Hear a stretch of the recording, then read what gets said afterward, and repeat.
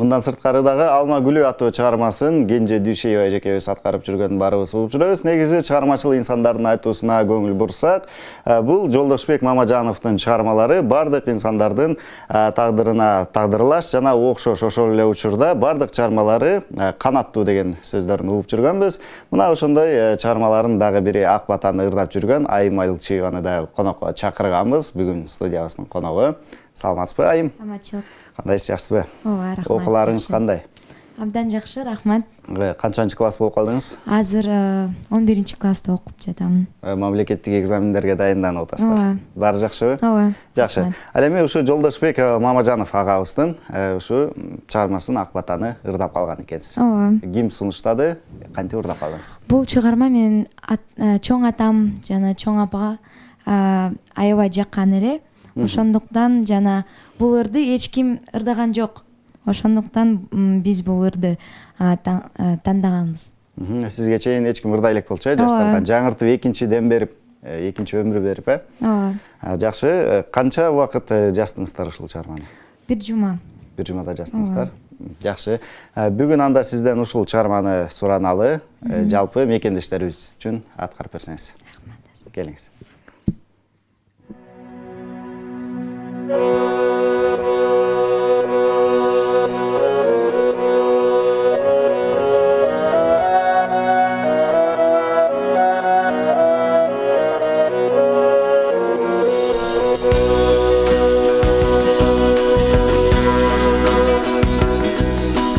Айрымдарга жагар мүмкүн ой жакпаса,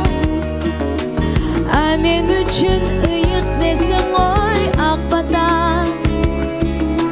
Кылымдарды келе жаткан карытып, неге болбой жакшы салдың ой сактаса.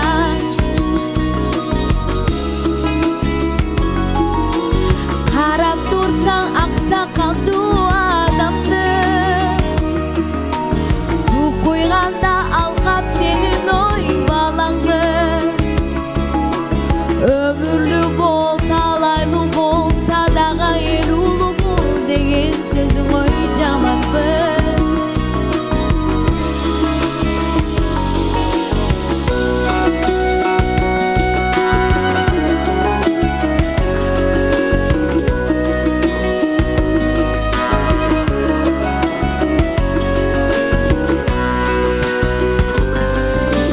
Же ымыркай көз жарганда жаңыдан, ата-энеси бата тилейт ой барынан. Неси жаман келген элде деп турса, өмүрлүү бол, жүзгө жаша ой карган. Бакыт тилеп, талай тилеп, бак тилеп, эл улуу бол деген кандай ой жакшы кеп.